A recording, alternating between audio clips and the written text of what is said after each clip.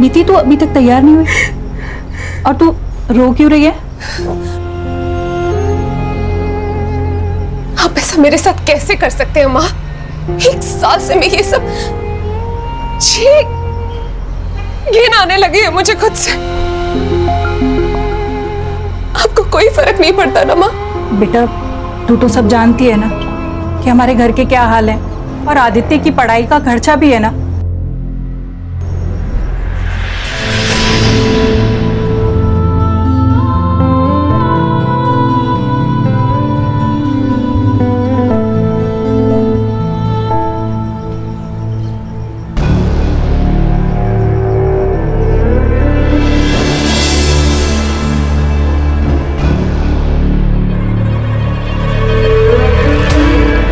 Extra पैसे कमाओगी?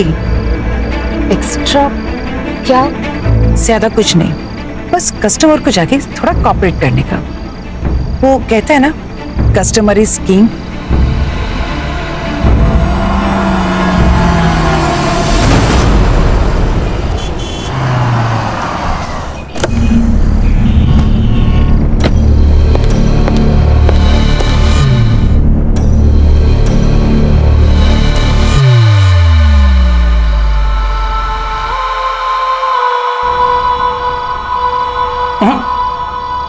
तुम late हो, बाकी मैं सब कर लूंगा।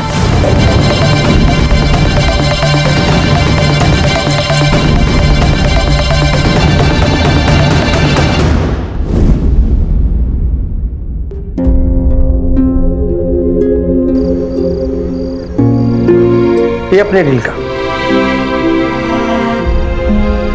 और ये तुम्हारा टिप।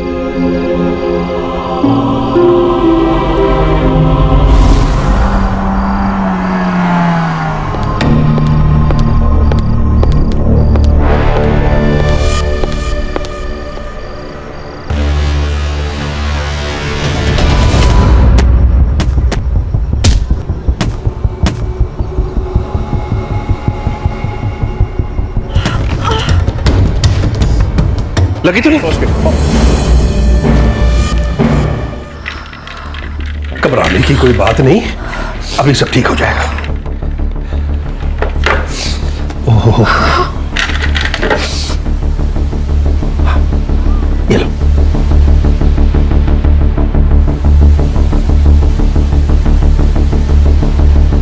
अब मेरी बात मानो, यहां थोड़ा आराम कर लो। एकदम से चलोगी तो चक्कर आ जाएंगे।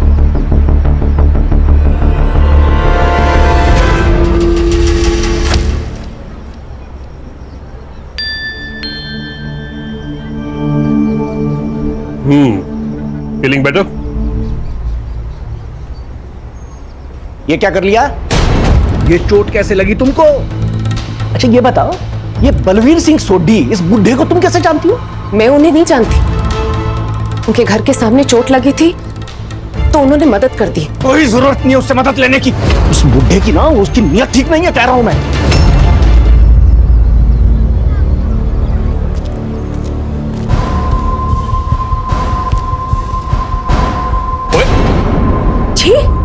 ये क्या देख रहे हैं आप? ला मेरा फोन। शर्म नहीं आती आपको ये सब देखते हुए? उसमें शर्म की क्या बात है? किसने लिंक फॉरवर्ड किया था? मैंने खोला, मुझे क्या पता था कि ये सब निकलेगा। आपको पता है, बांके भी छिप कर देख रहा था। बागे और नला की तरफ।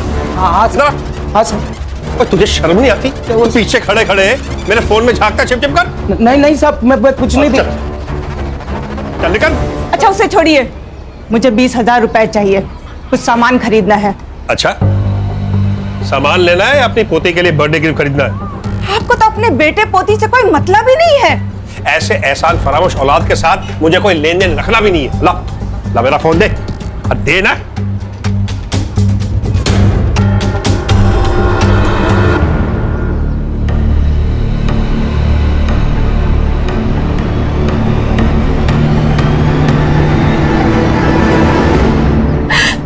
मुझे ये सब मजबूरी में करना पड़ रहा है, मेरे पास और कोई रास्ता नहीं। मैं अभी बात करता हूं तुम्हारे बाप से। नहीं अंकल, आप ऐसा कुछ मत करिएगा अंकल। आप जानते नहीं मेरे पापा को, पता नहीं वो क्या करेंगे मेरे साथ। मेरी जिंदगी तो खराब हो गई अंकल, कम से कम मैं अपने भाई की लाइफ को सुधार लूं। नहीं अंकल प्लीज, मैं आपके हाथ जोड़ती हूँ अंकल, प्लीज आप कुछ मत करिएगा। क्या कर रही हो तुम? अच्छा कोई बात नहीं, रो मत, मैं कुछ नहीं कहूँगा। बस चुप हो। ये लड़की शर्म नहीं आती? तेरी बाप की उम्र के आदमी है ये क्या बक रहे हो तुम? मैं बक रही हूँ और ये क्या कर रही है? मेरे बाप की उम्र के आदमी के साथ चिपक रही है। आपको पता है ये कैसे कैसे कपड़े पहनती है, देर रात तक बाहर रहती है, लगता है इसने आपको भी फंसा लिया है। फालतू बकवास बंद कर अपनी। नीति नीति नीति रुको तो। नालायक, उस बाजारू लड़की के लिए आपने मुझे थप्पड़ मारा।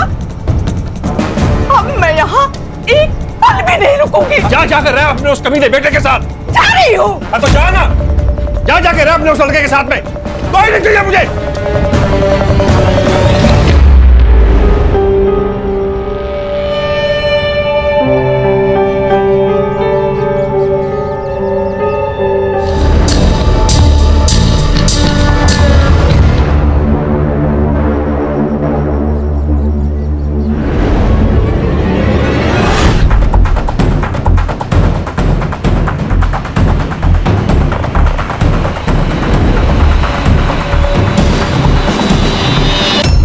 मजे लूट रहा है बूढ़ा।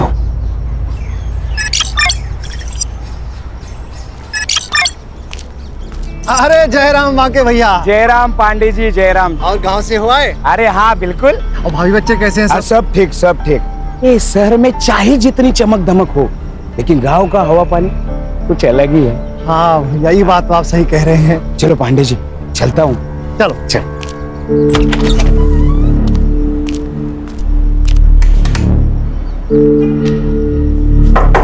साहब, सोडी साहब, सुबह सुबह पेग लगा के ढेर हो गए लगता है आज।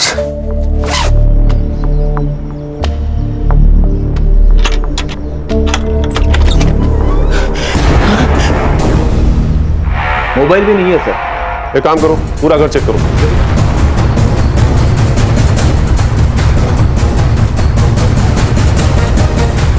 सर, मर्डर वेपन जैसा कुछ भी नहीं मिला और ना ही कोई फोन मिला है। तो सर बाकी सामान भी सब बरोबर अपनी जगह पे है। फुटेज का ही हल्ला नहीं है। आईटी कमिश्नर थे तो दुश्मनों की कमी नहीं होगी। बहुत से अमीर और पावरफुल लोगों के रडार पर होंगे सोडी साहब। और रिटायर होने के बाद मार दिया उन्होंने। Siddharth, yes sir. इनका नंबर निकाल के ट्रेस पे डालो और सीडीआर भी निकालना। Okay sir. और रश्मि, तुम इनकम टैक्स डिपार्टमेंट के इनके पिछले साल के और बाकी सारे कंट्रोवर्शियल केसेस की फाइल पकवाओ। जी सर। ताबे जी, वो नौकर कहाँ है जिसने मर्डर रिपोर्ट किया? परिवार में बीवी और एक बेटा है, लेकिन हमारे साथ अपने बेटे से बातचीत ही नहीं करते थे। उनके बेटे ने मनपसंद लड़की से शादी भी की थी, इसीलिए उन्होंने बेटे और बहू को निकाल दिया। और पत्नी? वो थी ना साहब, वो उन्हीं के साथ रहती थी, लेकिन कुछ दिन पहले उनका बहुत झगड़ा हुआ। वो हमारे साहब का और नीति मैडम का अफेयर चल रहा था ना, इसलिए अनु मैडम घर छोड़ के चली गई। नीति मैडम? हाँ साहब। जानते हो कौन है? हाँ साहब, सब जानते हैं सोसाइटी में उनको। और तुम गांव गए हुए थे? हाँ जी साहब। कब? साहब 4 मई को साहब, 11 बजे की बस थी। सर पूरा घर छान मारा लेकिन कहीं पे कुछ नहीं मिला। लेकिन एक बात सस्पिशियस है सर, टेरेस लॉक है। कोई जरूरी कागजात या कोई फाइल्स मिसिंग ऐसा कुछ? वो अलमारी में बंद है। और चाबी कहाँ है? साहब के पास ही रहती थी। और टेरिस की? उसकी भी। मुझे जाने दो, ये मेरा घर है। छोड़ो, छोड़। बलबीर जी, बलबीर जी, उस नीति ने मेरे पति को खा लिया। मुझे तेरे पापा को छोड़कर नहीं जाना चाहिए था। मेरे पति बिल्कुल सठिया गए थे, अपनी बेटी की उम्र की लड़की पर लट्टू हो गए थे। दिन भर नीति नीति, हमेशा उसको फोन करना, उसकी फोटो देखना, और कुछ दिन पहले तो उसने हद ही कर दी। आप ये सही नहीं कर रहे, एक अनजान लड़की को प्रॉपर्टी में हिस्सा दे रहे हो? अरे इस प्रॉपर्टी में तेरा हिस्सा भी है। अगर वो लड़की आज के बाद आपके आसपास भी आए ना तो देखना ओए, पड़ेगा। वो एक बात सुन ले तू, ये फैसला ना मैंने पूरे होश और आवाज में लिया है, और अब तुम दोनों यहाँ से निकलो और दोबारा अपनी शक्लें नहीं दिखाना। बलबीर तो जैसे उसका असली चेहरा देखना ही नहीं चाहते थे। और क्या था नीति का असली चेहरा? पूरी सोसाइटी में बदनाम थी वो लड़की। नीति के फैमिली को पता था क्या उसके इस अफेयर के बारे में? इंस्पेक्टर साहब आप सुन क्यों नहीं रहे हो? मेरी बेटी मिसिंग है। अरे तुम काय को नहीं सुनता है? तुमको बोला ना 24 घंटे के बाद आने का थाने में मिसिंग कंप्लेंट करने को। साहब समझो ना बात को साहब, मेरी जवान बेटी है। साहब यही उस नालायक लड़की के माँ बाप है। इनकी आवारा बेटी ने मेरे पति के साथ ये सब किया। मैडम तुम इससे बात करो मेरी बेटी के बारे में। आप मेरी बेटी को ढूंढिए साहब, कुछ भी करके ढूंढिए साहब। सर इस बुढ़े सोडी ने मेरी बेटी का जीना हराम कर रखा था। सारा दिन उसी के पीछे पड़ा रहता था और उसे महंगी महंगी गिफ्टें देता था। ये सोने की बैंगल्स भी उसी ने दी थी। सब जब मैंने रोकने की कोशिश की तो सर हाथापाई पे उतर गया। मुझे तो लगता है सर मेरी बेटी के गायब होने में ना इसी का हाथ है। आपको कब पता चला कि नीति मिसिंग है? सर हम 3 मई को कोल्हापुर गए थे एक शादी में, और नीति घर पर बिल्कुल अकेली थी। 2-3 दिन में शादी में बिजी रही तो उसे फोन भी नहीं कर पाई, और जब हम लोग लौट कर आए तो देखा कि नीति घर पर ही नहीं है और उसका फोन भी स्विच ऑफ जा रहा था। रश्मि इनसे नीति के सारी डिटेल्स ले लो। रश्मि ये नीति का फोन ट्रेस पर डालो, उसका सीडीआर चेक करो, और हाँ सोशल मीडिया भी। आजकल के यंग बच्चे जो अपनी फैमिली और फ्रेंड्स को नहीं बताते हैं, सोशल मीडिया पर अनजान व्यक्तियों को पक्का बताते हैं। सिद्धार्थ सुतार सनफ्लावर कॉलोनी जाओ, बलबीर और नीति के अफेयर के बारे में उनका क्या कहना है ये पता करो। हाँ सर। और सिद्धार्थ बलबीर के आईटी डिपार्टमेंट्स के केसेस मंगवाओ जिसमें उसने डिफॉल्टर्स के खिलाफ एक्शन लिया था। सर वो सब तो कर ही लेंगे, पर मुझे क्या लगता है ये बलबीर सोडी को मारने का सबसे बड़ा मोटिव ये नीति गुप्ता के पास ही था। उसके पास क्या मोटिव होगा सिद्धार्थ? कुछ भी हो सकता है, प्यार, पैसा या फिर प्रॉपर्टी। अरे पर सिद्धार्थ, बलबीर ने सारी प्रॉपर्टी उसके नाम की थी ना। तेज तर ना, ये भी तो हो सकता है कि उसने ब्लैकमेल करके करवाई होगी। वाह, मतलब पूरी सोसाइटी जिससे डरती है वो एक यंग लड़की से डरेगा। ये लड़की लोग कितनी डेंजरस होती है पता नहीं आपको। क्यों सुधर वो देखा नहीं आपने? प्रॉपर्टी अपने नाम होती है, कैसे मार दिया उसको। अच्छा तुम ये साफ साफ कैसे कह सकते हो कि सर क्या लगता है आपको किसने मारा होगा, लड़की ने या बीवी ने? सुतार जिस केस का जवाब इतना सीधा दिखता है उसका असली जवाब उतना ही टेढ़ा होता है। ये भी हो सकता है कि किसी ने बलबीर को मार दिया हो, फिर नीति को किडनैप किया हो। सर नीति की सबसे बड़ी दुश्मनी तो बलबीर की बीवी और बेटे से ही थी। बलबीर ने ही नीति को उनके हक का सारा माल दे दिया था। हो सकता है।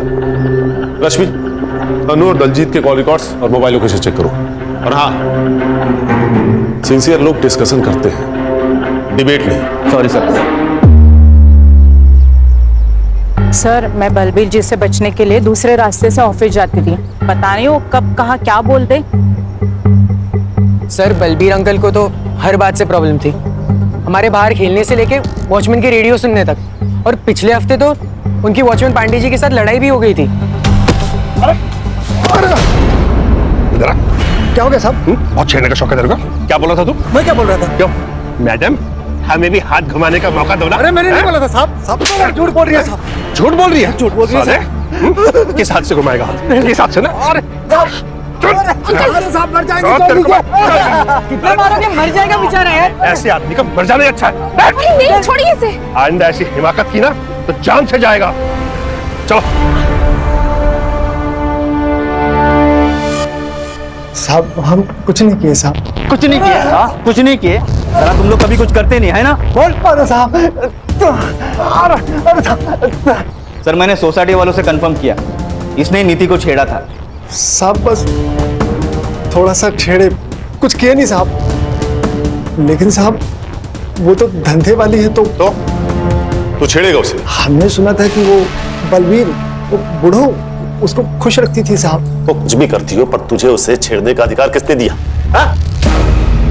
साहब हम अकेले नहीं छेड़े साहब, वो बाकी के भी लाड टपकती थी साहब। उसने ही हमसे बताया था कि वो नीति मैडम और बलबीर आपस में चिपटते लिपटते रहते थे साहब। उसका अपने मालिक के साथ में लफड़ा भी हुआ था साहब।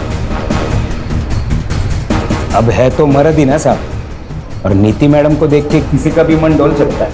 और ये बात नीति ने तुम्हारे मालिक को बता दिया होगा और तुम्हारे मालिक ने तुम्हें नौकरी से निकाल दिया होगा। इसी बात पर झगड़ा हुआ था ना उससे जाने से पहले। झगड़ा हुआ था मेरे साहब के साथ, लेकिन किसी और वजह से।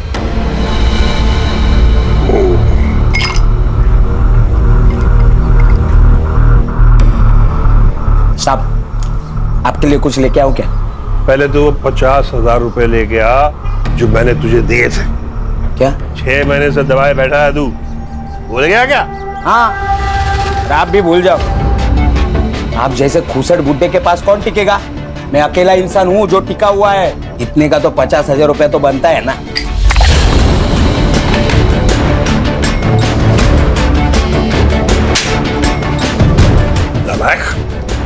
मुझसे जुबान लड़ाता, निकल, चल अभी बाहर निकल। और उसी रात तुमने तुरंत अपने मालिक को मार दिया गांव जाने से पहले। अरे नहीं साहब, सोडी साहब और मेरे बीच में झगड़ा होता रहता था, पर ना साहब का मेरे बिना चलता था और ना मेरा साहब के बिना चलता था। तुम और पांडे तुम भी थाना शहर छोड़ के कहीं नहीं जाओगे, नहीं तो सीधा जेल जाना पड़ेगा, समझ गए?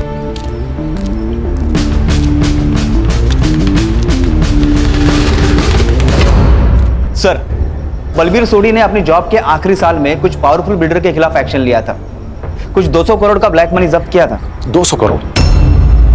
200 करोड़ तो बहुत बड़ा मोटिव है मर्डर करने का। इन बिल्डर्स की डिटेल्स निकालो। Yes sir. और हाँ, इस बाकी की एलिबाई चेक करो, पता करो कि 4 मई की सुबह ही अपने गांव गया था या नहीं, बस से। सर एक और बात है, बलबीर के घर से हमने जो पेपर और सामान जब्त किया था उसमें हमें एक वसीयत मिली है। किससे बनवाई थी? एडवोकेट अरविंद कुलकर्णी। बलबीर सोडी बहुत ही सुलझे हुए और कैरिंग इंसान थे ऑफिसर। और वकील साहब, हमारी जिससे भी बात हुई उन सबका कहना इससे बिल्कुल अलग है। आई एग्री, बलबीर जी को गुस्सा आता था, लेकिन उन बातों पर जिस पर हम सब लोगों को गुस्सा आता है और आना चाहिए। बलबीर जी जस्ट हेटेड रॉन्ग। कभी कभी इम्पल्सिव हो जाते थे और डिसीजंस लेते थे क्योंकि उन्हें पता था कि वो सही कर रहे हैं, फिर चाहे लोग उनके बारे में कुछ भी सोचे। जैसा उन्होंने उस लड़की को अडॉप्ट किया था। अडॉप्ट किया था? किसे? नीति गुप्ता। नीति, एक बार फिर अच्छे से सोच लो, वो पेरेंट्स है तुम्हारे। पेरेंट्स? जैसा उन्होंने मेरे साथ किया ऐसा तो कोई दुश्मन के साथ भी नहीं करता। I have decided. I want to disown them.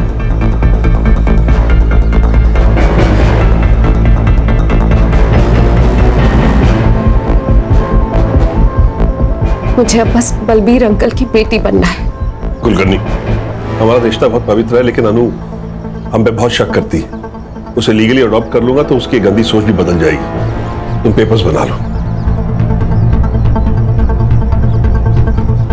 वकील साहब, क्या नीति ने आपको कभी बताया कि उसके पेरेंट्स उसे कैसे परेशान करते हैं? नहीं सर, लेकिन वो बहुत तकलीफ में लग रही थी।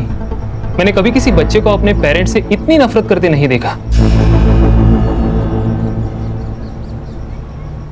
अरे भाई, पीएम रिपोर्ट आई कि नहीं, कोई बताएगा मुझे? आ गई है सर। एक्चुअली मैं वो नीति का सीडीआर निकाल रही थी तो मैं भूल गई, सॉरी सर। बलबीर सोडी की death excessive bleeding due to blunt force trauma से हुई है। उनका स्कल फ्रैक्चर हुआ है किसी हैवी ऑब्जेक्ट से मारने की वजह से। Time of death 9:30 PM 4 May. Sir उसी दिन सुबह बाकी अपने घर के लिए निकला था और ये नीति की फैमिली एक दिन पहले कोल्हापुर के लिए। सर मुझे तो लगता है कि ये मर्डर बलबीर की फैमिली ने किया है और इस एडॉप्शन वाली कहानी के बाद तो सबसे बड़े सस्पेक्ट वही है। वो सब तो ठीक है सिद्धार्थ, लेकिन ये नीति है कहाँ? उसके गायब होने की वजह क्या हो सकती है? सर मैंने उसका सीडीआर चेक किया। उसने लास्ट टाइम अपना फोन 4 मई को शाम के 7 बजे यूज किया था। एक यूएस में अपने भाई आदि से और दूसरी किसी शीला से। दोस्त नहीं है, एक्चुअली शीला उसकी पिंप है। शीला पिंप थी? मतलब नीति प्रोस्टिट्यूट? हाँ शायद। एक मिनट सर। हाँ बोला, क्या बदबू? अरे लेकिन वहां से हमने बॉडी उठवाई है मैडम, वो स्मेल कहीं और जगह से आ रही होगी। आप अच्छा, हम चेक करते हैं। सर वो कॉलोनी वालों का फोन था, उनका कहना है कि बलबीर के घर से अभी भी बदबू आ रही है। बदबू? हाँ चलो देखते हैं। चलो मोरे, चलो लोग।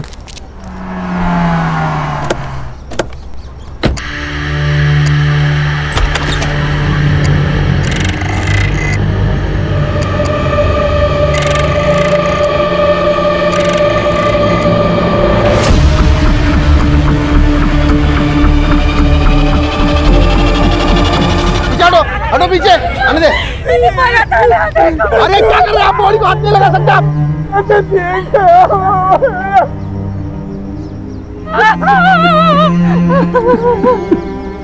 ऊपर जो इम्प्रिंट मिली है उसे साफ करने की कोशिश की गई है।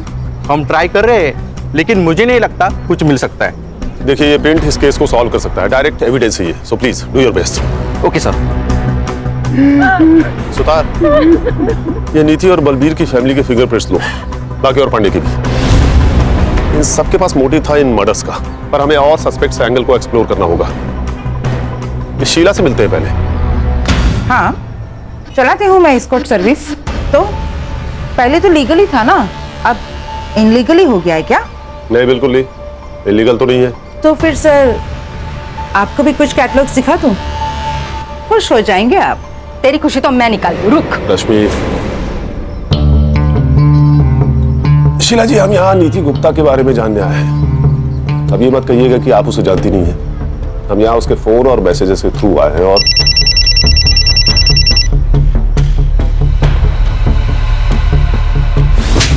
ध्यान दे, सर बात कर रहे हैं ना। ये क्या है सर?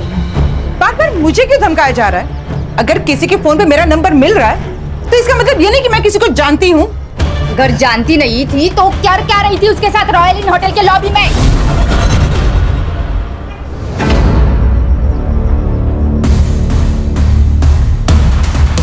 देखिए शीला जी, हमारे पास सीसीटीवी फुटेज है जिसमें आपको नीति को कई बार पिकअप और ड्रॉप करते हुए देखा गया है। हाँ, मैं जानती हूँ नीति को। कहाँ मिली थी आप उससे? उसका बाप निर्मल उसे यहाँ पे लेके आया था। What? अरे सर, यही होती है लड़कियों की जिंदगी। यहाँ तो सगा बाप भी उसका नहीं होता, तो निर्मल तो सौतेला बाप था, कई बार उस पर हाथ मारता था। आखिरी बार कब बात हुई थी उससे? यही कुछ 10 दिन पहले सर, जब उसका बाप उसे यहाँ पे लेके आया था, तभी मैं उसे किसी क्लाइंट से मिलवा रही थी और तभी वो बुढ़ा यहाँ पे आ गया था। Cheers, darling. All the best, baby. अदला, और तुझे तो तेरा आज मैंने यही मर्डर कर देना है। तो कैसा बाप है? बाप के नाम पे कलंक है तू। कौन है तू और अंदर कैसे आया? अब ये बताता हूँ। अपने दोस्त कमिश्नर को फोन करता हूँ, सबके सब जेल में सड़ोगे। अरे रिटायर्ड आईटी कमिश्नर है ये, सरफिरा है। अच्छा है जो मेरा पागलपन तू समझ गया है। नीति, आओ। अरे निर्मल, क्या नाटक कर रहा है तू? हाँ? बलवीर ने नीति को बचाकर बाप होने का फर्ज निभाया और तूने बाप होकर भी उसे बेचा, उसे धंधा करवाया। और क्या करता मैं? दारू की लत ने मेरा सारा बिजनेस चौपट कर दिया था। ज्योति ने मुझसे शर्त रखी थी कि अगर शादी करेगी तो बेटे को यूएस भेजना पड़ेगा पढ़ने के लिए। तो तूने बेटी को बेचना सही समझा? अरे एक मासूम बेटी को बाप का सहारा देने के बजाय उसे यूज किया तूने। अरे ये तो सौतेला बाप है, लेकिन आप तो सगी मां है ना। सर, हमारे पास और कोई रास्ता नहीं था। और बेटी की हराम की कमाई खाने से अच्छा है कि आप मर जाती। और आपका बेटा, उसे पता है उसकी पढ़ाई के लिए उसकी बहन के साथ? नहीं सर, आदित्य को कुछ भी नहीं पता। उसे कुछ मत बताइएगा। नीति ने हमें सब कुछ सच बताने से मना किया था, वरना वो पढ़ाई नहीं करेगा सर। तो बलबीर और नीति को मारने का प्लान आप दोनों ने साथ मिलकर बनाया था या तूने ये सब अकेले किया था? लॉटरी का टिकट था मेरा, मैं ऐसे कैसे करूं? आप बताइए। रश्मि, इस पे सॉलिड स्टेशन और टॉर्चर के चार्जेस लगवाओ और अरेस्ट करो। ऐसे कैसे सर? ऐसे कैसे कर सकते हैं आप? ना आपके पास विक्टिम है, ना विटनेस है, ना वारंट है। नीति तो पहले ही मर चुकी है, वारंट आपके पास है नहीं, और विटनेस के लिए आपको शीला को अरेस्ट करना पड़ेगा।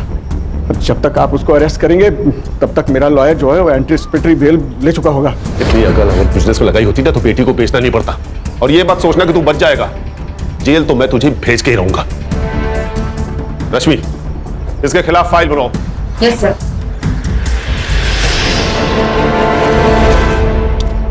सर, अनु और दलजीत के कॉल रिकॉर्ड्स और लोकेशन एकदम क्लीन है। दोनों मर्डर के टाइम घर पे ही थे और मैंने उन बिल्डर का भी फॉलोअप किया, एकदम क्लीन है। कोई सस्पिशियस मनी या कॉल ट्रांजैक्शन नहीं है किसी का। सर, मैंने बस स्टॉप का सीसीटीवी फुटेज चेक किया। ये वाकई सुबह 11:30 बजे की गाड़ी पकड़कर अपने गांव चला गया था। निर्मल और ज्योति की सीढ़ियां? सर, मैंने चेक किया, वो मर्डर के वक्त कोल्हापुर में ही थे। उनकी फोन लोकेशन वही की है। अरे फोन भेज दिया रहेगा बाइकों के साथ कोल्हापुर। सर, नीति की पीएम रिपोर्ट आई है। वो मैंने अर्ली रिलीज रिक्वेस्ट डाली थी। एज पर पीएम रिपोर्ट नीति का मर्डर भी सेम रीजन से हुआ है। उसके सर पर 10-15 बार वार किया गया बिफोर डेड और 7 बार मरने के बाद। इंसानियत नाम की चीज कोई बची है कि नहीं? सर, फिंगरप्रिंट रिपोर्ट आ गई।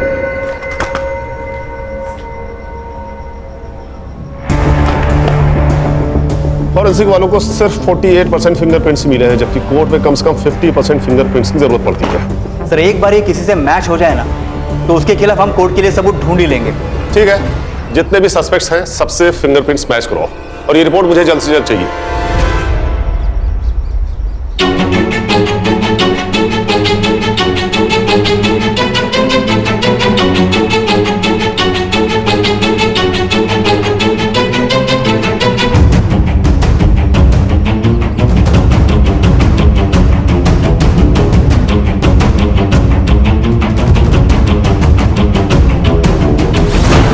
माँ, पापा,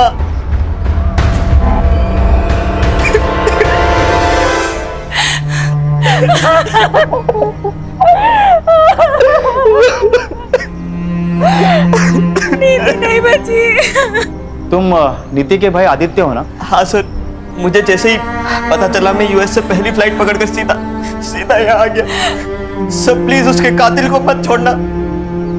हो गया सर। रिपोर्ट कब तक मिलेगी? सर रिपोर्ट शाम तक मिल जाएगी सर।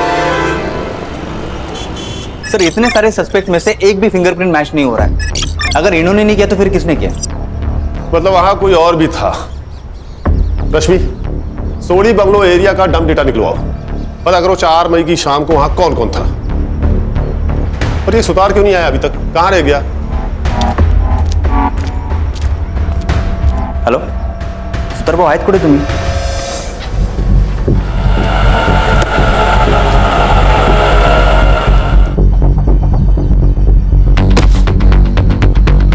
कहाँ जा रहे हो? मैं वापस यूएस। क्यों? मेरे एग्जाम से और दी के बिना यहाँ पढ़ाई में मन नहीं लगता।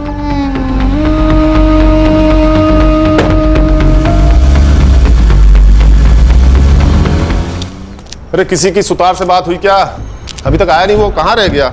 सर मेरी उनसे फोन पे बात हुई थी, वो अभी आते होंगे सर। Sorry sir, sorry. ये आ गए। क्या सॉरी सॉरी सर, सॉरी।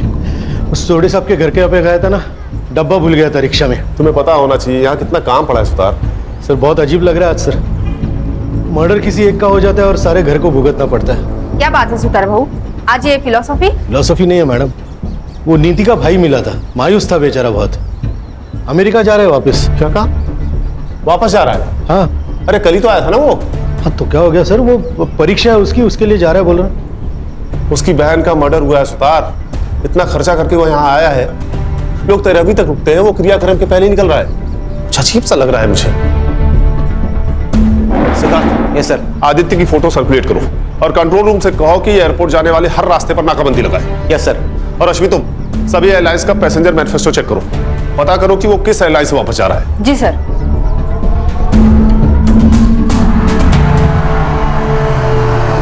अरे क्या हुआ, गाड़ी वाड़ी क्यों रोकी? नाकाबंदी है सर।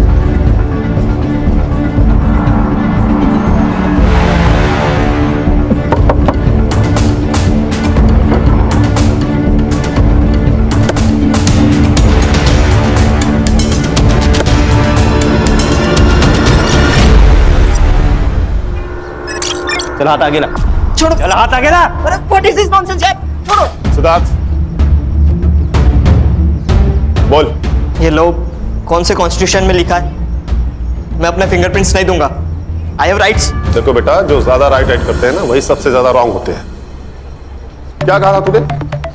तू 2 दिन पहले आया था। हाँ? तो 3 मई को मुंबई के रॉयल होटल के बाहर क्या कर रहा था तू? 3 मई की होटल के बाहर की सीसीटीवी फुटेज है।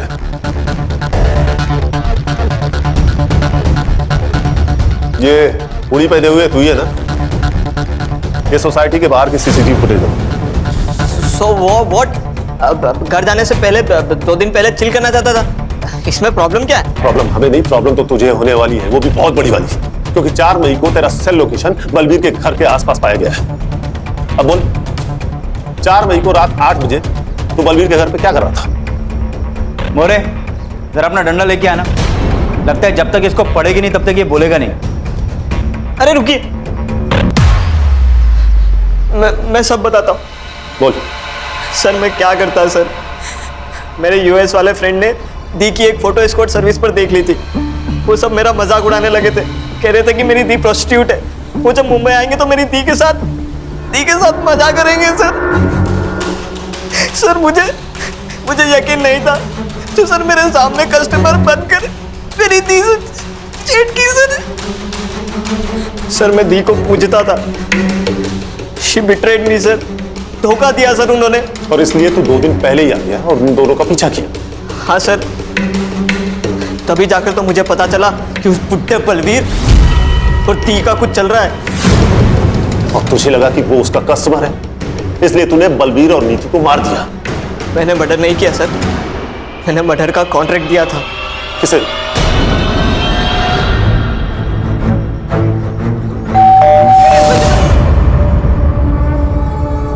वो साहब, इस लड़के ने मेरा और सोडी साहब का झगड़ा सुन लिया था। इसी ने लाख रुपया दिया था उन दोनों को मारने का। फिर उन दोनों का फोन और मारने का हथौड़ा मैंने तोड़ के गटर में फेंक दिया साहब। पर तू उसी दिन सुबह बस पकड़कर गांव चला गया था ना? हाँ साहब, उसी बस में गया मैं, क्योंकि प्लान ही वही था। यहाँ से बस पकड़ूंगा और भिवंडी उतर के वापस आऊंगा काम खत्म करने, और फिर से रात को चला जाऊंगा अपने गांव। मुझे कोई रिग्रेट नहीं है।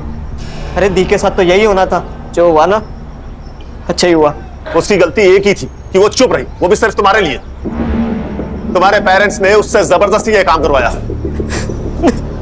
और बलवीर सोडी, वो उसका कस्टमर नहीं थे, उन्होंने उसे लीगली अडॉप्ट किया था ताकि उस गंदगी से बाहर निकाल सके, उसे वो सब कुछ दे सके जो वो डिजर्व करती है। लेकिन तूने उससे वो सब कुछ छीन लिया। क्या हो गया सर? इधर चकाचौंध वाली जिंदगी जीनी है, पैसे की लत लगा लेते हैं, हाई प्रोफाइल में रहने का सबको। ये सब करने के लिए आदमी कुछ भी कर जाता है। अरे गरीब आदमी को देखो, क्या वो जीता नहीं है? इंसान अगर उसूल वाला हो तो पैसे निकालने के सही रास्ते निकाल ही लेता है। हमारे देश की लड़कियों को भी समझना होगा, शोषण घर वाला करे या बाहर वाला, आवाज उठाना जरूरी है। फिर वो चाहे कोई भी हो, अपना बाप हो, भाई हो या कोई और। किसी के लिए खुद को दांव पर लगाना सही नहीं है।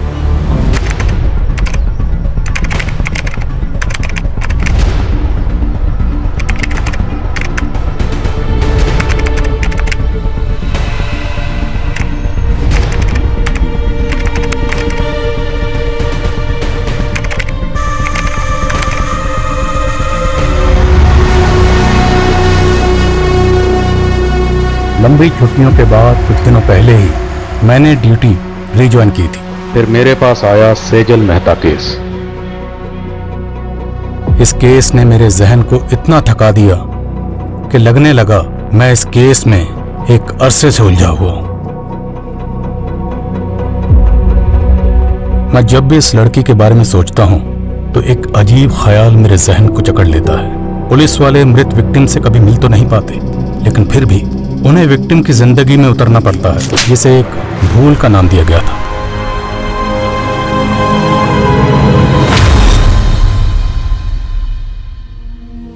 अक्सर ऐसा क्यों होता है? जो लोग दूसरों के हक के लिए लड़ते हैं, किस्मत उनके हक में गलत फैसला सुना देती है। मेरी जिंदगी के कई पन्ने थे, लेकिन हर पन्ने पे 3 शब्द जरूर लिखे होते थे: जोश, जज्बा और जज्बात। Case number 26, Aditya Jain versus Radhika Jain. Your honour, violence का कोई जेंडर नहीं होता है। एक औरत के भी हाथ होते हैं जो कि मर्द पे भी उठ सकते हैं, और एक बीवी भी अपने पति को असॉल्ट कर सकती है। योर ऑनर, मेरे क्लाइंट आदित्य डोमेस्टिक वायलेंस के विक्टिम हैं। जब रिश्ते हिंसा की बलि चढ़ते हैं तब जज्बाती चोट जिस्मानी चोट से ज्यादा दर्द भरी होती है। एंड योर ऑनर, दर्द का भी कोई जेंडर नहीं होता है। और झूठ का भी कोई जेंडर नहीं होता। झूठ को सच बनाने की भूमिका चाहे जितनी भी अच्छी तरीके से कर ली जाए, लेकिन प्रूफ क्या है? योर ऑनर, ये आदित्य की मेडिकल रिपोर्ट्स हैं जिसमें उसकी पुरानी इंजरीज के प्रूफ हैं। योर ऑनर, आदित्य के फ्रेंड्स, नेबर्स हर कोई स्टेटमेंट दे चुका है और सबका यही कहना है कि वायलेंट आदित्य नहीं, राधिका है। योर ऑनर, अगर मेरे क्लाइंट चाहें तो काउंटर केस भी कर सकते हैं, बट हम कोर्ट का टाइम वेस्ट नहीं करना चाहते हैं, इसलिए आई अपील कि इस केस को डिसमिस करके डिवोर्स ग्रांट कर दिया जाए। मुझे बहुत अफसोस के साथ कहना पड़ रहा है कि एक महिला होने के बावजूद भी सेजल जी इस केस को जीतने के लिए बहुत कुछ मैनिपुलेट कर रही है। आप अपनी दलीलें नहीं प्रूव कर पा रहे हैं तो कुछ भी कह रहे हैं, but I believe in justice your honour. Domestic violence act का कई बार गलत तरह से इस्तेमाल हुआ है, सो आई होप इस केस में एक ऐसा वर्डिक्ट आए जो कि सभी डोमेस्टिक वायलेंस एक्ट को वायलेट करने वालों के लिए एक बड़ा सबक हो। सेजल, मुझे अब विश्वास हो गया है कि तुम्हारी मदद से मैं एक केस जीत सकता हूँ। मैं तुम्हें बता भी नहीं सकता हूँ कि उस औरत के साथ मैं कितनी घुटन महसूस करता था। सेजल, कब से कॉल लगा रहा हूँ, फोन भी बंद है तुम्हारा। सॉरी प्रतीक, मैं कोर्ट रूम में थी। तो मुझे यहाँ क्यों बुलाया? पहले ड्राइवर समझ रखा है। वैसे सही है, तुम्हारा वेट करता रहूँ मैं हमेशा, है ना? सॉरी यार। Aditya, he is Prateek, my fiance.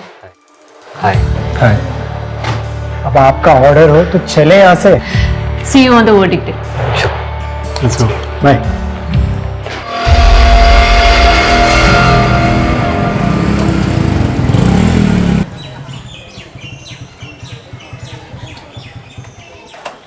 मैंने तुमसे कहा था ना, I was not prepared, और तुम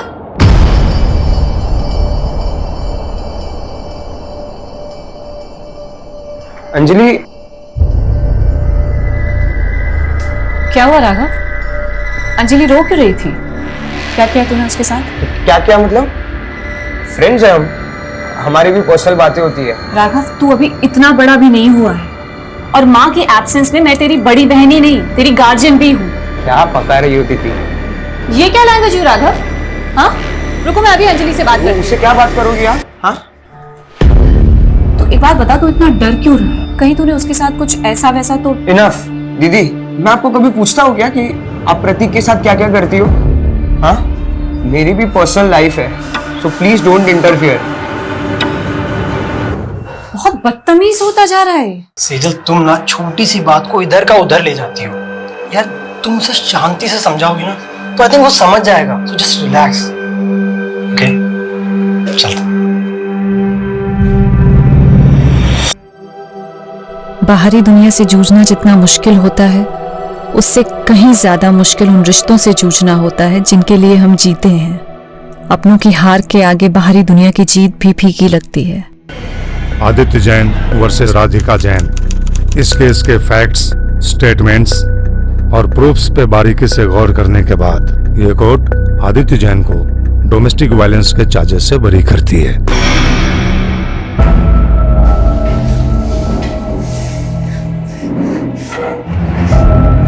thank you Sejal, you saved my life. तुम मेरे लिए फरिश्ता बन के आई हो। जिंदगी हर मोड़ पे मुझे कामयाब कर रही थी, पर पता नहीं था मैं एक नाकाम सफर भी तय कर रही थी।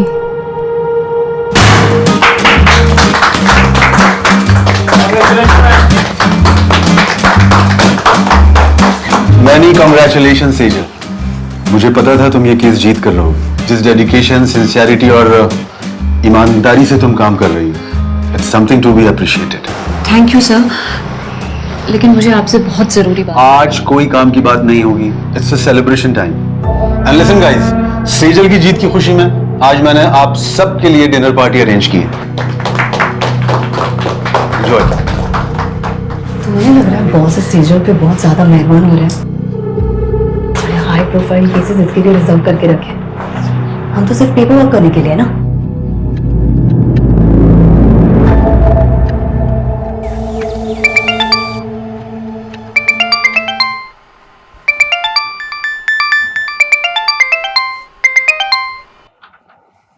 राघव, अखबार में सेजल और उसके केस के बारे में छपा हुआ है और उसने मुझे बताया भी नहीं। कहाँ है वो? दीदी सो रही होगी ना, मुझे भी सोने दो। 8 बज रहे हैं राघव, उठ और सेजल से कह मुझे फोन करेगी। दीदी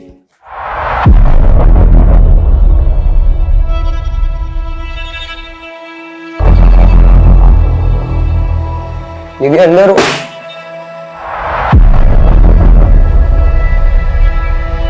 दीदी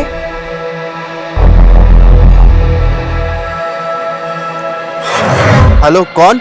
आप कौन बोल रहे हैं? ये मेरी दीदी का नंबर है। आपकी दीदी? वो यहाँ हाईवे पे घायल पड़ी है। क्या? सेजल कुछ बोलती क्यों नहीं? अरे आखिर क्या हुआ है? कुछ बोलेगी भी?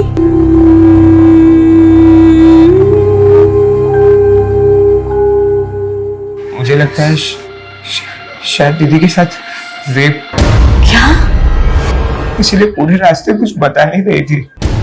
मैंने उनसे काफी बार पूछा क्या हुआ दीदी, लेकिन उन्होंने कुछ बताया नहीं। पुलिस को बुलाना चाहिए। नहीं, मुझे सेजल से अकेले में बात कर लेने दे। तुम बाहर जाओ।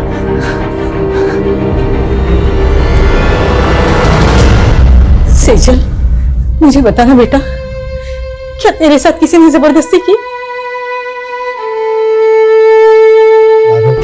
सेजल ठीक तो है ना? मुझे लगता है कुछ तो हुआ है जो तुम मुझसे छुपा रहे हो। नहीं प्रतीक, ऐसा कुछ नहीं है। अगर सब कुछ ठीक है तो वो मेरा फोन क्यों नहीं उठा रही है? वो दीदी सो रही है, मैं कॉल करवाता हूँ।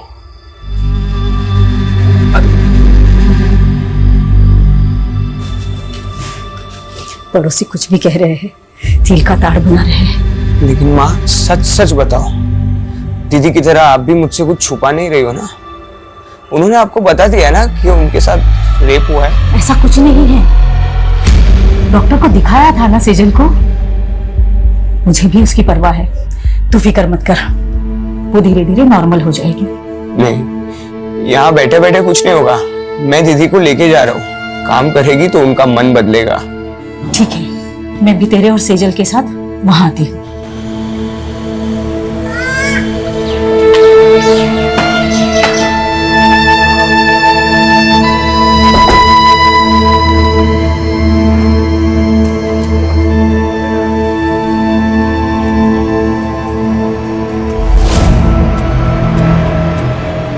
क्या देख रही है? चल अंदर।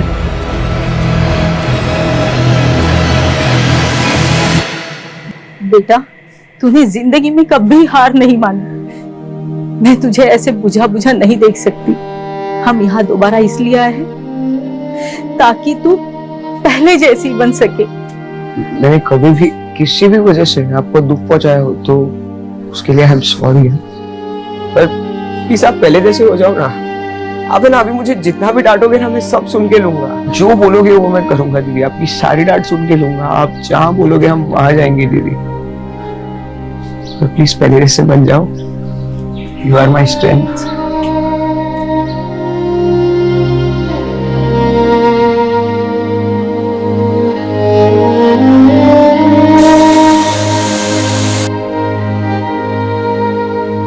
अपनी दर्द छिपा के मैं पहली बार एक झूठी जिंदगी जीने की कोशिश कर रही थी।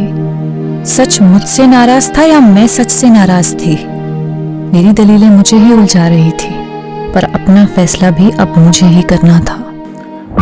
राघव, तू पक्का सेजल को लेके मुझसे कुछ छुपा नहीं रहा है ना? मैं भी पनवेल आ रहा हूँ। नहीं प्रतीक, वो हम आ गए हैं, सिर्फ 2 ही दिन हुए हैं। अरे तू सेजल का फोन क्यों बंद है? मेरी बात करो उससे। हाँ देखता हूँ। दीदी,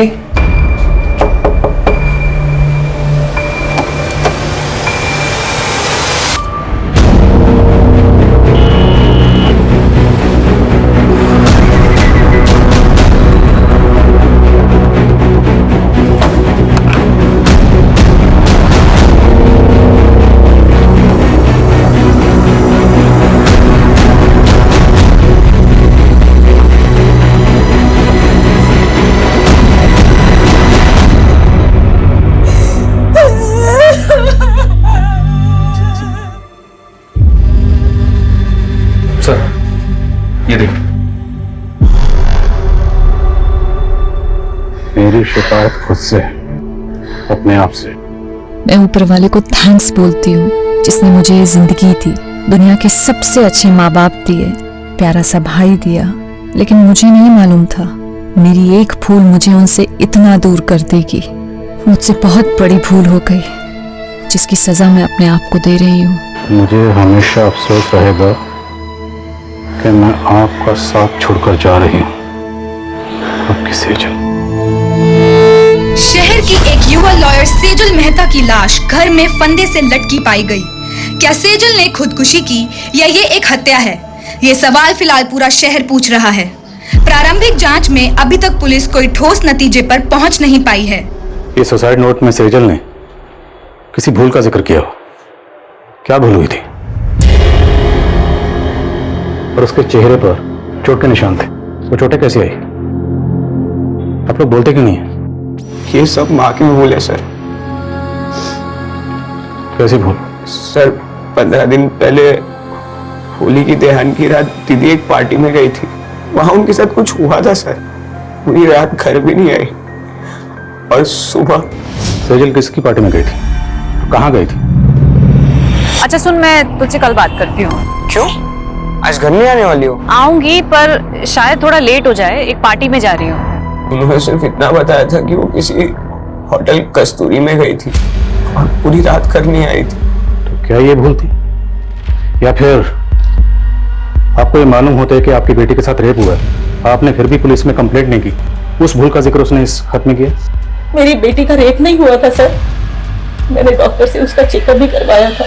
देखिए, सेजल को बहुत ही बुरी तरह से मारा पीटा गया है। कहीं ऐसी वैसी तो बात नहीं? मेरा मतलब है रेप। ये मैं कंफर्म नहीं बता सकती। अगर आप पहले सेजल को यहाँ पे लेके आए होते तो शायद मैं कुछ कंफर्म बता सकती थी। सेजल के साथ मारपीट किसने की थी? दीदी ने कुछ भी नहीं बोला था सर।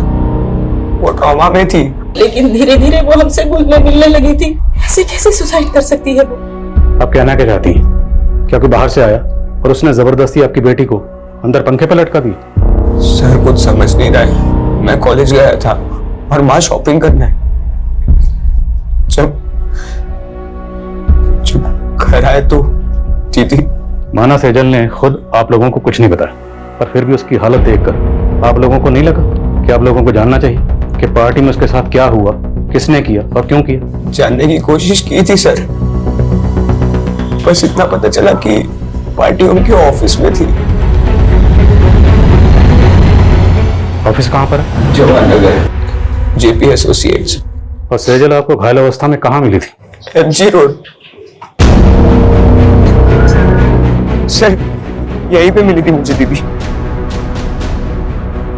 आसपास तो कोई सीसीटीवी कैमरा नजर नहीं आ रहा है।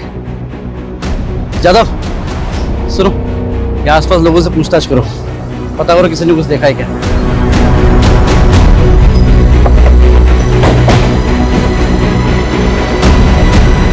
सेजल बहुत स्ट्रांग लड़की थी। मैं मान ही नहीं सकता कि वो सुसाइड करेगी। 12 मार्च की रात आपके ऑफिस की तरफ से कोई पार्टी थी? हाँ, पार्टी तो थी। सेजल ने एक कंट्रोवर्शियल केस जीता था, उसी के सेलिब्रेशन में। और ये सेलिब्रेशन होटल कस्तूरी में हुआ था? कस्तूरी? नहीं तो पार्टी तो ऑफिस में थी। सर, कस्तूरी होटल के बारे में मैं कुछ नहीं जानती। उस दिन पार्टी यहाँ पे ऑफिस में ही थी। ये पार्टी कब तक चली थी? करीब 9 बजे तक। और जब सेजल यहाँ से गई तो सब नॉर्मली था सर। अच्छा, आप पांडे बोलो। सर, ये जिस हाईवे पे सेजल की लाश मिली थी वहां से 7 किलोमीटर दूर कस्तूरी प्लाजा नाम का एक होटल है। लेकिन राघव ने तो हमें होटल कस्तूरी बोला था। एनीवेज, इस कस्तूरी प्लाजा की लोकेशन भेजो मुझे तुरंत।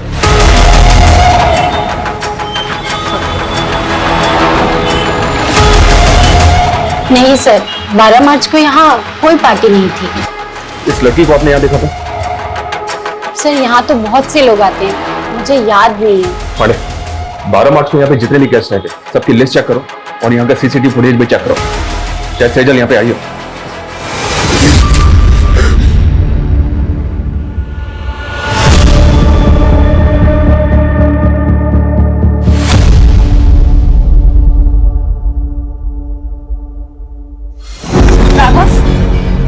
क्या है ये? मैंने मेरे बैंकिंग ऐप का पासवर्ड बता दिया तो तुम मिसयूज करोगे मेरे फंड्स का? किससे पूछ के तूने 35,000 रुपए निकाले मेरे अकाउंट से? मैं आपको बताने ही वाला था। और क्या करेगा तू इतने बड़े अमाउंट का? बोल।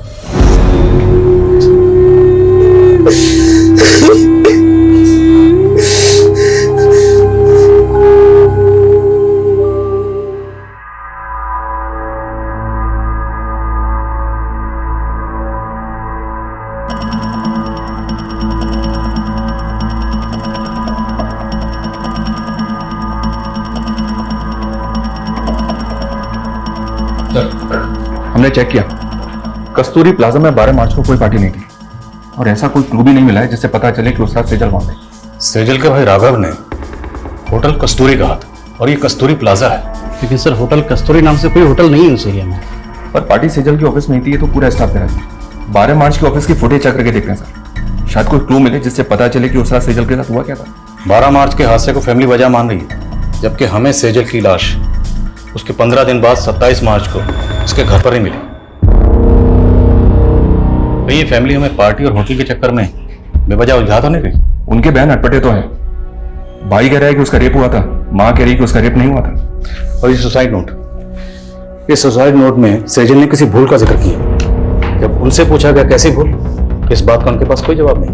आपको लग रहा है ये मर्डर भी हो सकता है? मर्डर के एंगल को भी रूल आउट नहीं किया जा सकता। मर्डर या सुसाइड, 12 मार्च से लेकर 27 मार्च तक फैमिली की एक्टिविटी पता करो। 12 मार्च पे फोकस करो और पता करो कि 12 मार्च को सेजल ऑफिस के अलावा और कहां गई थी। 13 मार्च से 24 मार्च के बीच ये फैमिली पनवेल में थी सर। तो पनवेल में अपने खबरियों को एक्टिव करो और पनवेल से लौटने के बाद 24 मार्च से लेकर 27 मार्च के बीच में फैमिली में क्या क्या हुआ सब पता करो। और जिस डॉक्टर ने सेजल को एग्जामिन किया था उससे मिलना पड़ेगा, और जिस लड़के से सेजल की मंगनी हुई थी उसे पूछताछ के लिए बुलाओ। मैंने 14 मार्च को सेजल का चेकअप किया था। उसके घाव 2-3 दिन पुराने थे। 6-7 जगह तो ब्लड क्लॉट्स हुए थे। ऐसा लग रहा था मानी जैसे कुछ बेल्ट की चीजें से मारा गया है। सेजल का रेप हुआ था नहीं? मैं इसको लेके श्योर नहीं हूँ। इनफैक्ट मैंने सेजल के मॉम को भी बोला था। आपकी सेजल से कुछ बात हुई थी? उसने आपको कुछ बताया कि उसके साथ ये सब कैसे हुआ? मैंने सेजल को बहुत पूछा पर उसने कुछ बताया नहीं।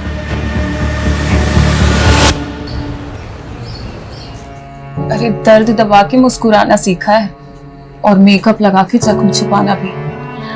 जब तक जवानी है बिक रहे हैं, अभी का कमाया हुआ ही आगे चल के उम्र ढलने के बाद काम आएगा, समझी? माना सेजल की फैमिली ने आपको कुछ भी साफ साफ नहीं बताया कि सेजल के साथ क्या हुआ था, पर आपको कुछ तो अंदाजा हुआ होगा कि सेजल के साथ ऐसा किसने किया होगा। हमेशा खुशी दिखती थी। मेरे लिए सोच पाना मुश्किल है कि उसके साथ में ऐसा कुछ हुआ है। 12 मार्च को सेजल के ऑफिस की कोई पार्टी थी। अब अगर सेजल उस पार्टी में जाती तो जाहिर सी बात है आपको तो पता ही होता ना। मेरी इस बारे में उससे फोन पे भी बात हुई थी। प्रतीक, बॉस ने ये केस जीतने की खुशी में एक पार्टी रखी है, लेकिन मुझे ये सेलिब्रेशन बिल्कुल अच्छा नहीं लग रहा है। पर हुआ क्या? मुझसे बहुत बड़ा गुफअप हो गया। गुफअप? कैसा गुफअप? सर क्लियरली मुझे कुछ नहीं पता है, but it was something related to her work. Sejal ने ये लॉ फॉर्म 4 साल पहले ज्वाइन की थी, और इसमें गौर करने वाली बात है वो ये कि सेजल ने जितने भी केसेस जीते थे या जितने भी केसेस पे वो काम कर रही थी, उनमें से ज्यादातर केसेस वो थे जो पहले उसकी कुली कविता के पास थे। मतलब कविता के केस सेजल को दिए जा रहे, जबकि पहले सेजल कविता को असिस्ट कर रही थी। सर ऑफिस की फुटेज में भी हमने कविता और सेजल के एक और कलीग विकल्प को पॉइंट आउट किया था।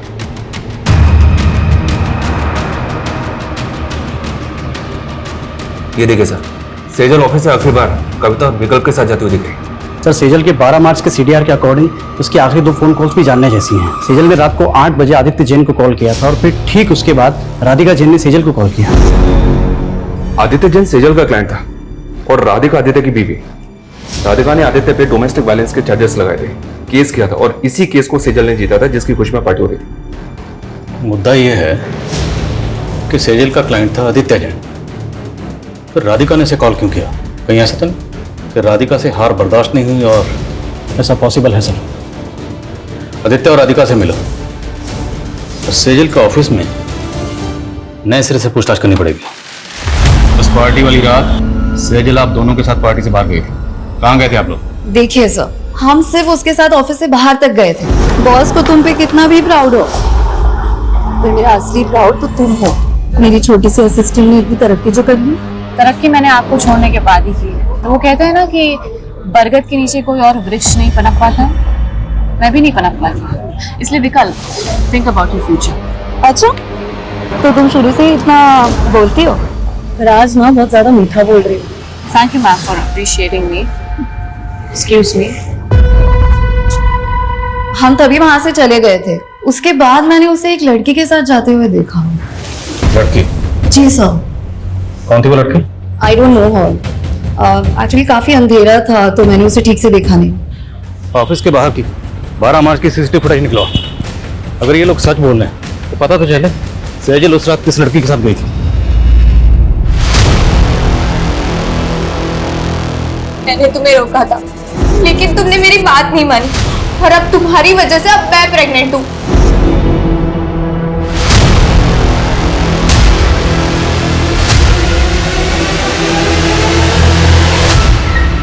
यार आज तो एक भी ग्राहक नहीं फंसा। मेरे को तो खड़े खड़े नींद लग रही है। चलना घर चलते हैं। मेरी तो बुकिंग आ गई। इसको पूछना इसको दूध चाहिए क्या? मेरा भी बोल नहीं हो जाएगा। अरे ये मेरे को देने में तो बार्गेनिंग करता रहता, तुझे कहाँ से देगा? जा तू जाके सो जा।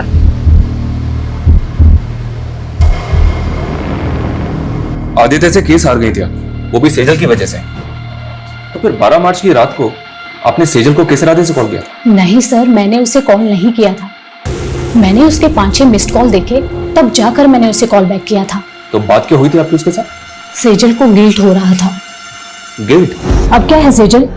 सॉरी राधिका, जिंदगी में पहली बार मैंने एक गलत इंसान का केस ले लिया। कहना क्या चाहती हो तुम? मुझे आदित्य की सच्चाई पता चल गई है। आई नो, आदित्य नहीं बल्कि तुम डोमेस्टिक वायलेंस का शिकार हुई हो। मैं खुद सेजल की बात सुनकर हैरान थी सर। ऊपर से वो बोल रही थी कि वो मेरे लिए आदित्य के खिलाफ लड़ेगी। हाँ बोलो सर। ये आदित्य के घर पे तो ताला है और मैंने पता किया ये 12 मार्च से ही गायब है और काफी दिनों से इसका फोन भी बंद आ रहा है। आदित्य का 12 मार्च से गायब होना और आदित्य की वाइफ राधिका का यह कहना कि सेजल को उसके लिए गिल्ट हो रहा था, मामला कुछ समझ में नहीं आ रहा। इस गिल्ट को क्या हम सुसाइड नोट में लिखी भूल से कनेक्ट कर सकते हैं? तो फिर सवाल यह है कि इस केस को जीतने के बाद 12 मार्च को जो पार्टी दी गई, सेजल उसमें शामिल थी। सेजल उस पार्टी में क्यों गई? राधिका की बात पर हम ऐसे ही यकीन नहीं कर सकते, हमें खुद क्रॉस चेक करना होगा। Right sir. जिस औरत पर अपने पति को टॉर्चर करने का आरोप हो, वो सेजल से बदला लेने के लिए उसको भी तो टॉर्चर करवा सकती है। तो फिर आदित्य क्यों गायब है? सर शायद उसको भी राधिका नहीं गायब करवाओ, वो उसका राज जानता था। अब इस राज से पर्दा तभी उठ सकता है जब हमें पता हो कि आदित्य क्यों गायब हुआ और कैसे गायब हुआ। आदित्य की बैकग्राउंड खंगाल, और मुझे लगता है कि हमें इस बारे में सेजल के बॉस से बात करनी चाहिए। सर हमें सर सेजल की पोस्टमार्टम रिपोर्ट। पोस्टमार्टम रिपोर्ट के मुताबिक कॉज ऑफ डेथ स्ट्रैंगुलेशन, मतलब मौत दम घुटने से। जिस्म पर चोटों के निशान थे, पर पोस्टमार्टम रिपोर्ट रेप कंफर्म नहीं करती। वो शायद इसलिए क्योंकि पोस्टमार्टम उसकी मौत के काफी दिनों बाद किया गया। मुमकिन है कि रेप हुआ क्योंकि लड़की के साथ जबरदस्ती तो हुई थी। सेजल की हैंडराइटिंग मैच हो रही है और हमारी पनवेल के खबरियों से इंफॉर्मेशन मिली सर। कैसी इंफॉर्मेशन? पनवेल में सेजल के चाचा चाची रहते हैं। पिछले 7 सालों से दोनों परिवार के बीच कोई बातचीत नहीं है। दरअसल सेजल के पापा की दुकान थी जो सेजल के चाचा ने हड़प ली थी। शैलेंद्र, मेरे पति के गुजरते ही तूने अपने रंग दिखाने शुरू कर दिए। पहले उनका बैंक अकाउंट फ्रीज करवा दिया और अब उनकी दुकान हड़प ली। अरे मैं अपने बच्चों की देखभाल कैसे करूंगी? मैं हूं ना, खर्चा उठा लूंगा तुम सबका। वो दुकान मेरे पापा की थी चाचा जी, आप वहां सिर्फ नौकरी करते थे और ऐसे कह रहे जैसे हम पे एहसान कर रहे हैं। बस सेजल, भाभी समझाओ इसको। भैया के बाद कोई नहीं है मेरे अलावा तुमको पालने वाला। पाला मेरे पापा ने है आपको चाचा, अपनी दुकान में काम देके, और आप हमें पालोगे। जबान को लगाम दो इसकी, नहीं तो हाथ पैर जबान सब काट के रख दूंगा। और भूता है ना तो आके हासिल कर लेना वो दुकान। शैलेंद्र ने हमें सताया तो बहुत था सर, और शैलेंद्र के उस थप्पड़ ने सेजल के अंदर बहुत बड़ा परिवर्तन ला दिया था। कैसा परिवर्तन? लॉ पढ़ रही थी सर। उन्होंने ठान लिया था कि चाचा से हमारा हक लेकर रहेगी। दिन रात उन्होंने पढ़ाई की और उसके साथ साथ पार्ट टाइम जॉब भी करती थी। चाचा के खिलाफ केस की पैरवी उन्होंने खुद की थी सर। उसने अपने जीवन की हर लड़ाई जीती थी सर। समझ में नहीं आता खुद से कैसे हार गई। क्या लगता है आप लोगों को, क्या शैलेंद्र सेजल के साथ ऐसी ज्यादती कर सकता है? सर, आप 7 साल पुरानी बातें कुरेद रहे हैं और इन बातों को हम कब का भूल चुके हैं। हमने हमेशा सेजल और राघव को अपने बच्चों की तरह माना था। विश्वासघात उन्होंने किया। उस दुकान पर इनका भी बराबर का हक था, लेकिन सेजल ने चालाकी से। छोड़ना अभी सब बातें, कहिए और कुछ है जो आप पूछना चाहते हैं? 12 मार्च को किधर थे आप? यही पनवेल में। पनवेल में कहाँ पे? अपने घर पर ही था। आई डोंट बिलीव राधिका सच बोल रही। राधिका अपने हस्बैंड आदित्य को टॉर्चर करती थी and it's proven in the court. अगर सेजल को केस जीतने के बाद ऐसा कुछ लगता तो सबसे पहले वो मुझे बताती। सेजल के मंगेतर ने बताया कि वो काफी दिनों से परेशान थी और जब उसने बार बार पूछा सेजल को कि किस बात को लेकर परेशान है तो सेजल ने बताया कि उससे काम में गुफा हो। अब जैसे कि आपने कहा कि सेजल सबसे पहले अगर कुछ होता तो आपको बताती, तो अगर इस गुफा का ताल्लुक राधिका के केस से नहीं है तो फिर किस बात से जिसको लेकर सेजल परेशान थी? ऐसा कुछ नहीं था और आप ये बेकार के सवाल करके अपना टाइम वेस्ट कर रहे हैं। सर, मैंने आदित्य के कुछ रिलेटिव से बात की, लेकिन किसी को नहीं पता कि आदित्य इस वक्त कहाँ पे। आदित्य मोती नगर की कंपनी में मैनेजिंग डायरेक्टर था। वहां इंक्वायरी करो, शायद कुछ पता चले। सर इसमें 12 मार्च की सेजल के ऑफिस की बाहर की फुटेज है। सर इसमें इस लड़की के साथ बाहर जाते हुए दिख रही है। कौन है ये लड़की?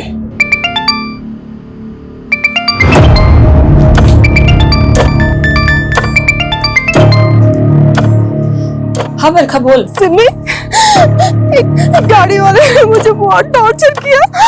मुझे पैसे भी नहीं दिए और मेरे सारे पैसे ले लिए। मेरे पास ना वापस आने के लिए पैसे नहीं।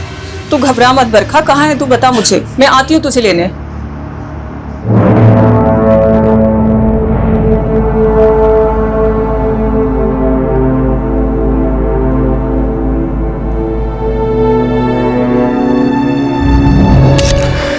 प्रॉब्लम क्या है तेरी?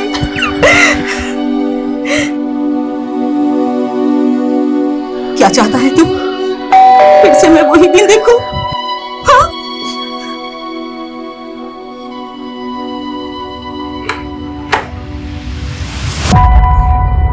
ऐसा करने से पहले तुमने एक बार भी अपनी माँ के बारे में नहीं सोचा? कहीं वजह तुम्हारी दोस्त अंजलि से तो नहीं जुड़ी? हाँ?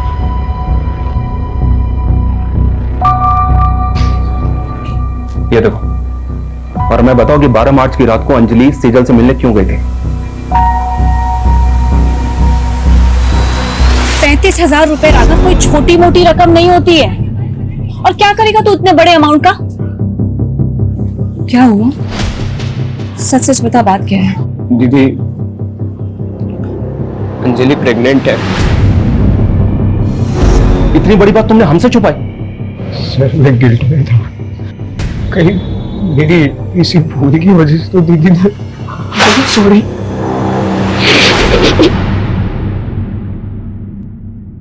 कोई प्रेग्नेंट नहीं थी तुम, ये सब ड्रामा है ना? प्रेग्नेंट हो तुम? कोई प्रूफ है? तुम दोनों ने मेरे भाई को बेवकूफ बनाया सिर्फ पैसे हटने के लिए। अब देखना, ऐसे चार्ज में तुम लोगों को अंदर करवाऊंगी ना कि कभी भूलोगे नहीं। 12 मार्च को सेजल को लेकर कहाँ गई थी? मैं तो बस माफी मांगने गई थी उनसे। तुम यहाँ क्या कर रही हो? मुझे माफ कर दो दीदी, प्लीज मेरे खिलाफ कोई केस मत फाइल करना। तुमने गुनाह किया है तो सजा तो तुम्हें दिलवा के रहूंगी मैं। नहीं दीदी प्लीज। वो वहाँ से चली गई थी, कहाँ गई वो मुझे नहीं मालूम है। तो हम मालूम कर लेंगे। जरा इन दोनों को मालूम पर घुमाओ। जी सर। माना तुमने हमसे पहले अंजलि की बात छुपाई, पर हमें अभी तक किसी भी होटल कस्तूरी का पता नहीं चला है। दीदी ने मुझे यही बोला था कि वो उस रात होटल कस्तूरी जा रही थी। अगर होटल कस्तूरी वाकई है तो कहीं तो होगा। हर छोटे मोटे होटल की लिस्टिंग करो और ढूंढो होटल कस्तूरी को। और सेजल अपने भाई राघव को एमजी रोड पर मिली थी। एमजी रोड से लेकर सेजल के ऑफिस तक जहां जहां सीसीटीवी है सबकी फुटेज निकलाओ, फुटेज स्कैन करो। सर, ये आदित्य जिस कंपनी में एमडी था वहां से अचानक से रिजाइन करके चला गया। ऑफिस में इंक्वायरी की तो पता चला कि ये वहां पे काम करने वाली लड़कियों को फेवर देने के लिए उनका शारीरिक शोषण किया करता था। ये बात आदित्य के ऑफिस की एक लड़की ने सेजल से कांटेक्ट करके उसे बताई थी।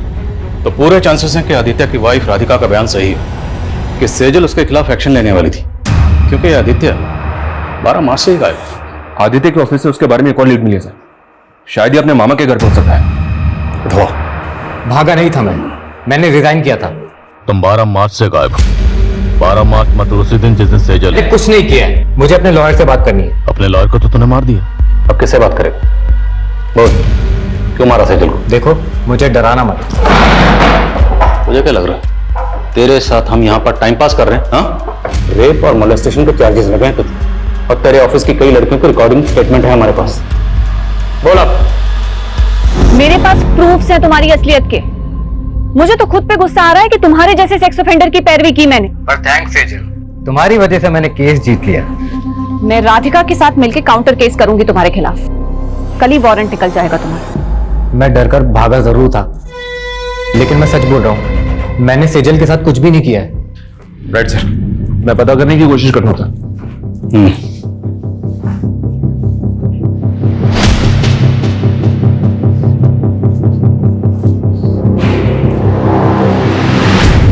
सेजल ने जिस भूल का जिक्र किया था, क्या भूल ये थी कि उसने आदित्य जैसे गलत आदमी की पैरवी की? अगर हाँ, तो फिर वो 12 मार्च से लेकर 27 मार्च तक खामोश क्यों थी? और कोई भी भूल इतनी बड़ी कैसे हो सकती है जिसकी वजह से सेजल जैसी लॉयर सुसाइड कर ले?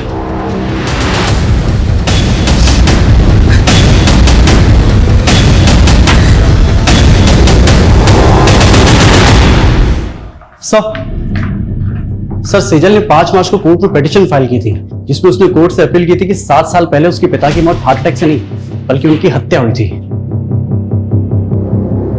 सर पिटीशन तो अंडर कंसिडरेशन है, लेकिन सेजल को यह शक था कि उसके चाचा शैलेंद्र का हाथ इसमें था। लेकिन सेजल ने ये पिटीशन 7 साल बाद क्यों फाइल की?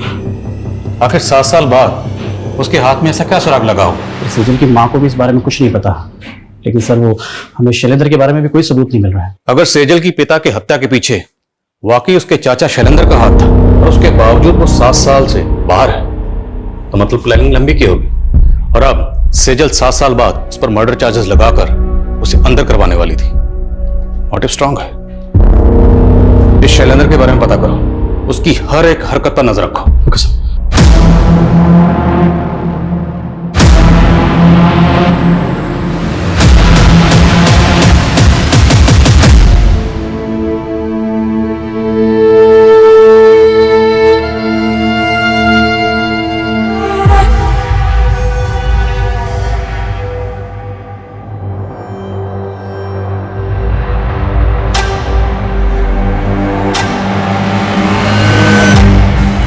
रोज पेट पे लात मारती हूँ मैडम। बकबक बनकर। क्या बकबक मैडम? जो मर्डर करके भाग जाते हो उनको तो आप पकड़ नहीं पाते हो, और हमारे जैसे को दबोच लेते हो आप। क्या बोल रही है तू? किसका मर्डर? मेरी दोस्त का मर्डर। 6 महीने पहले 12 मार्च को हाईवे रोड पे मेरी दोस्त को मार दिया गया था। उसकी सुनवाई हुई अभी तक? चल ठीक है, गाड़ी में बैठ।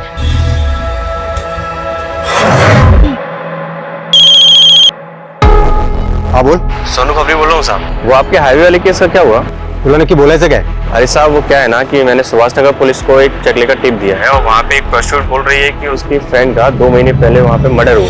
मर्डर? हाँ साहब। क्या 12 मार्च को एमजी रोड पर एक और मर्डर हुआ था? हाँ सर, और सेजल भी 2 महीने पहले एमजी रोड पे बेहोशी की हालत में मिली। वो लड़की कौन थी जिसके बारे में खबर नहीं बताया? सर उसका नाम सिमी है, प्रोस्टिट्यूट है, आज ही अंदर हुई है। इस सिमी से मिलकर चांस लेते, शायद कोई काम की बात पता चले। साहब मेरी दोस्त थी बरखा, उसका एक्सीडेंट हुआ था। लेकिन आपने तो पहले कहा था कि मर्डर हुआ था। साहब किसी ने जानबूझकर उसको गाड़ी से उड़ा दिया था। आपको ये कैसे पता कि किसने जानबूझ के उड़ाया था? हाँ बरखा बोल। मेरे पास तो वापस आने के लिए पैसे नहीं। तू घबरा मत बरखा, कहाँ है तू बता मुझे। मैं एमजी रोड पे गाड़ी वाला एक लड़की को फेंक दिया। बरखा मुझे कुछ समझ में नहीं आया और उसके बाद उसका एक्सीडेंट हो गया। बरखा ने आपको उस गाड़ी का नंबर बताया था? नहीं साहब, लेकिन बरखा ने बताया था कि ग्रे कलर की कोई कार थी। आपकी बरखा से बात कब हुई थी? मेरा मतलब तारीख क्या थी? सर 12 मार्च को रात के 2-2:30 बजे के आसपास। 12 मार्च की रात को सेजल जहां पर जख्मी हालत में मिली थी उस जगह पर सीसीटीवी नहीं है, लेकिन वहां से 3 किलोमीटर दूर एक सिग्नल है, वहां पे सीसीटीवी है। और रास्ते में कोई भी राइट या लेफ्ट टर्न नहीं है, सीधा रास्ता है। वो सीसीटीवी की फुटेज स्कैन करो, जितनी भी सफेद रंग की गाड़ियां दिखती हैं सबकी लिस्टिंग करो। सर।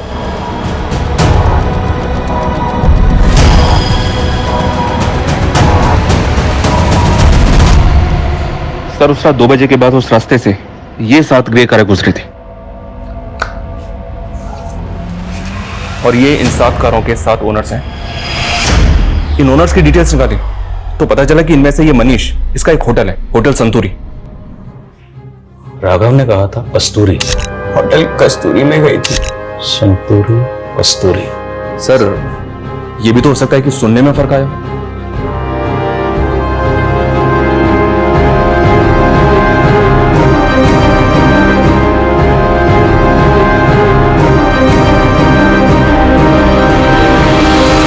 मेरा यकीन कीजिए सर, मेरी सेजल से कोई दुश्मनी नहीं थी।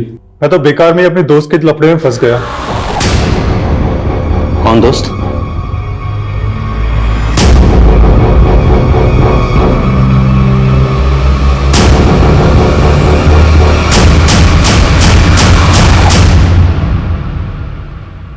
दो महीने से तेरी एक्टिंग देख रहा हूं और अब तो इस डंडे पे नाच करेगा। नाच। बोल, सेजल ने क्या बिगाड़ा था तुम्हारा? सर मेरा पहले बिल्कुल भी इरादा नहीं था उसे नुकसान पहुंचाने का, बल्कि वो तो ऑफिस की पार्टी मनाने के बाद में उसे मनीष के होटल में मिलने भी आई थी। प्लीज प्रतीक, वैसे भी आदित्य की वजह से मैं बहुत गिल्ट में हूँ। पार्टी करने का एकदम मूड नहीं है। सेजल, ऑफिस में ये सब चलता रहता है। Please please. कौन कौन कौन कौन कौन? Cheers guys.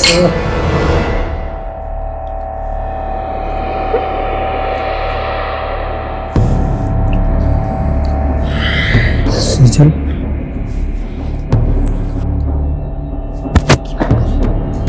दोस्त है सामने। दोस्त पास में नहीं होते तब भी कौन सा तुम्हारे पास आने देती हो? तुम ना मेरे स्वाभिमान को बहुत हर्ट करते हो निशा। विशाल,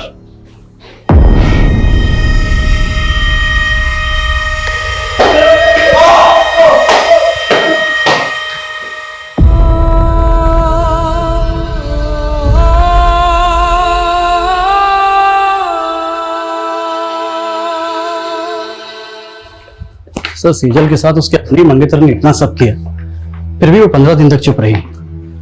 जबकि सेजल कोई आम लड़की नहीं थी, एक लॉयर थी, एक ऐसी लॉयर जो लोगों के इंसाफ के लिए ईमानदारी से लड़ती थी। सेजल प्रतीक को बचपन से प्यार करती थी। उसने प्रतीक पर आंख बंद करके भरोसा किया, लेकिन प्रतीक ने उसके भरोसे को तोड़ा।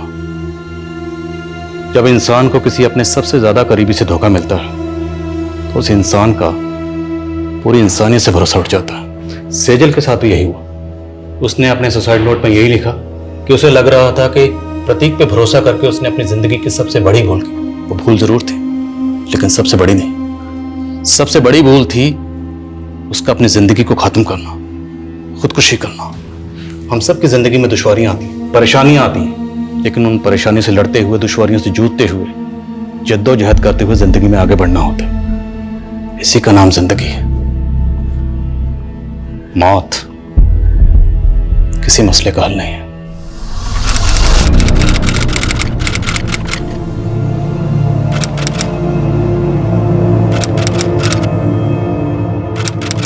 क्राइम पेट्रोल्स के और भी दिलचस्प कहानी देखने के लिए हमारे चैनल को सब्सक्राइब करें और बेल आइकॉन दबाना न भूलें।